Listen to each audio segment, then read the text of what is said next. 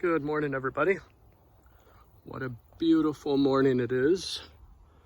Just getting back on my peaceful prayer walk this morning.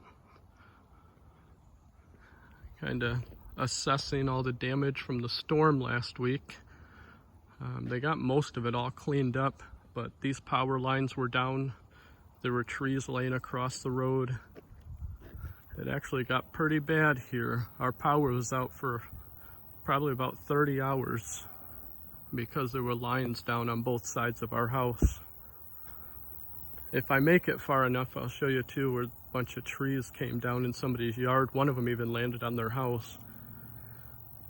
But it was pretty significant. Pretty bad storm here in Indian River and Petoskey. I was even told that they may have spotted a tornado. So it was pretty bad. I know Madeline, she's terrified of storms. She gets really scared when there's thunder and lightning. So she snuggled with Mom the whole time. And then, of course, I get excited about the storm, so I'm looking out the window and taking pictures and stuff. But there was a point where we actually, because we don't really have much of a crawl space or basement or anything like that, so the only place that we really had to try and take shelter was in our pantry underneath of our stairs. Probably the strongest spot in that house. But it is a pretty strong house though. But even we actually prepared that place to take shelter because the storm was so bad. The back of the house where the wind blows across the field, I mean, it sounded like ice balls hitting the house. I don't know if it really hailed or anything, but that's what it sounded like. At one point, the rain was coming down so heavy and blowing so hard that you literally could not see out of our windows. The house was shaking a little bit. It was pretty scary, even for a storm lover like me. But afterwards, we came outside and it literally looked like a tornado came through. There was trees down everywhere. Our whole road was blocked off. Our main road 68 out there was blocked off. Fire trucks and utility crews were up and down the road. It's kind of scary. And then I went for a walk by the Bear River Trail in Petoskey. I like to go through there sometimes, and seen a lot of trees down in the path, and the water level was really high actually. Yeah, there was also places that were flooded and pretty big. So this morning, kind of fitting with the storm, my prayer and my devotional during my walk was all about, just praying for God's help and His guidance, and just to feel His presence as my family go through preparation for officers training in Chicago. There's been a lot of hurdles recently, a lot of struggles. I'm not going to get too deep into the details, but just keep my oldest boy in your prayers, Austin. He's going through a hard time trying to make the right decision about what he does, and then also as we're trying to sell our vehicles, I'm just trying to get those fixed up, and it just seems like one thing after another with those cars. The Subaru is not doing too bad. I mean, just got a wheel bearing to replace on that, but the other one, been working on for a while, but I think it's coming together. I just don't want to hand something down to anyone that's, not going to be dependable. But yeah, so my prayer this morning's just been, for God's guidance, for His presence to be in our lives as we continue to move forward. And that's kind of our devotional is, throughout all the storms in our lives, God is there for us, regardless what happens to us in life. Not just me, not just us as in my family, but I'm talking about for the whole family of Christ. Most of us, we can got a car coming here. We can kind of look back at our lives and we can see the significant storms that we've had to go through. One second here. I know it's kind of hard to hear when a car goes by. I got a quiet voice anyway. So we can look back at our lives and we can see some of the destruction that was caused in our lives, and some of the rebuilding that we've had to do, and just some of the trials and tribulations and hardships that we've had to go through along the way. But as we know, with how God works, He uses those trials and those struggles that we've gone through to be able to reach out and help others. Because God tells us to be a light to the world. I know sometimes when we think about it, just really quick here though, here's a couple of the trees that fell. They got it all cleaned up, but it kind of fell where that ladder's at on their house. A couple of great big trees like that. And then that one just completely tore up the ground and fell towards the other neighbor's house. Then there was some down at the end that fell, but it's destruction. It left a path. But anyways, so we know as God's people that God can use those things in our lives and those trials to touch other people's lives. I know when we think about it sometimes, or for me anyway, it's like, is that really, what God wants to do with our lives? I mean, allow us to go through these struggles and these hardships just so we can help other people? If I think about it too much, it's like, why not just have to go through these to begin with? And why not just other people not have to go through these things so we don't have to be a light to them, But where is the love in that? God, He gives us the choice. He gives us the choice to love Him and to love other people.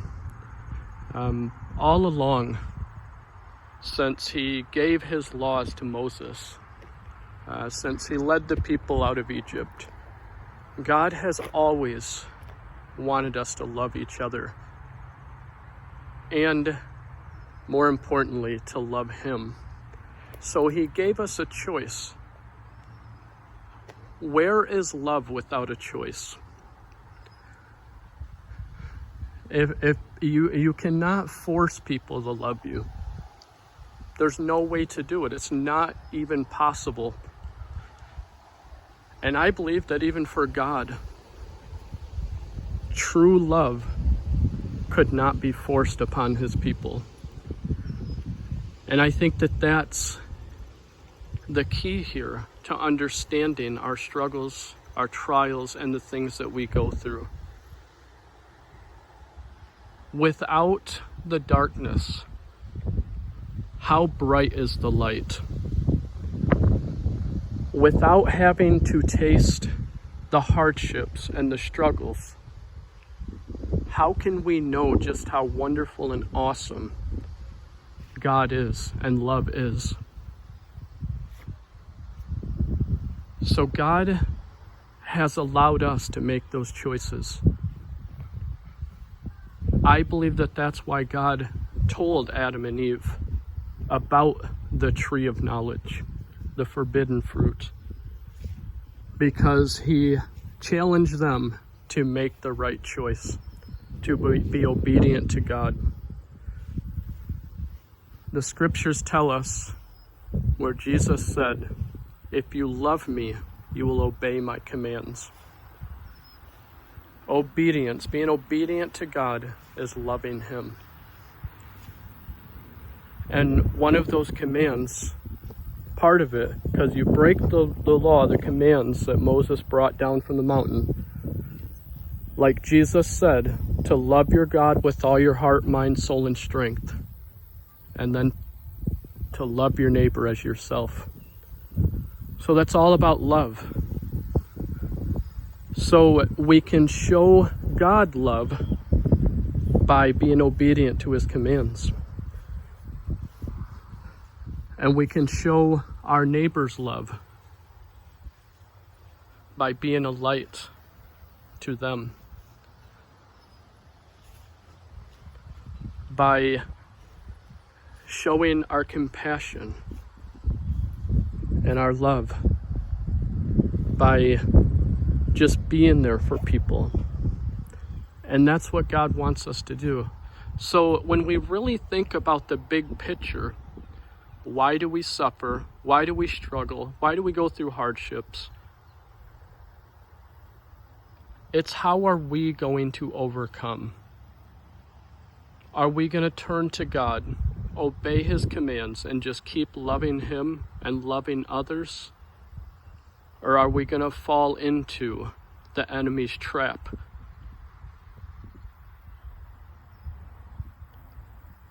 To love God and to obey His commands is the choice to overcome all these trials and hardships.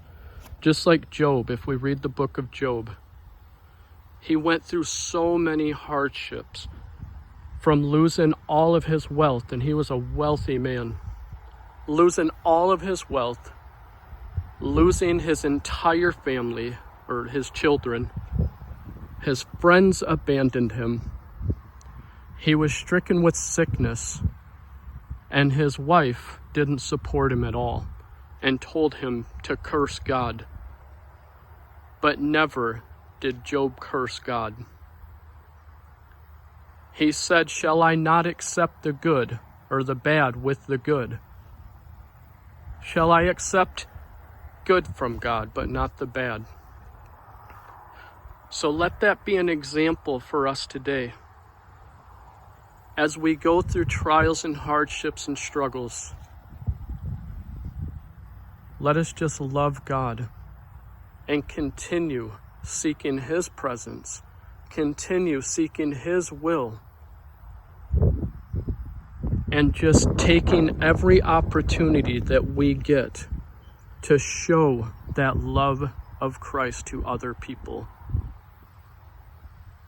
Let all of our trials and our struggles be turned around by God to strengthen us and help us to continue fighting the good fight and to continue being a light for Jesus to this lost and dying world.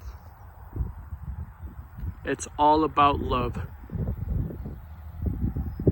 Love for God and love for others. I hope that I have presented this in the way that it is in my mind. I sometimes have a hard time doing that. I will think about things and ponder on the big picture, but presenting those little steps is sometimes hard for me. But let all we do glorify God and cling to Him during our darkest and hardest moments, and He will provide a way and a path to get through these burdens in life. And He has provided the ultimate path and way through His Son, Jesus.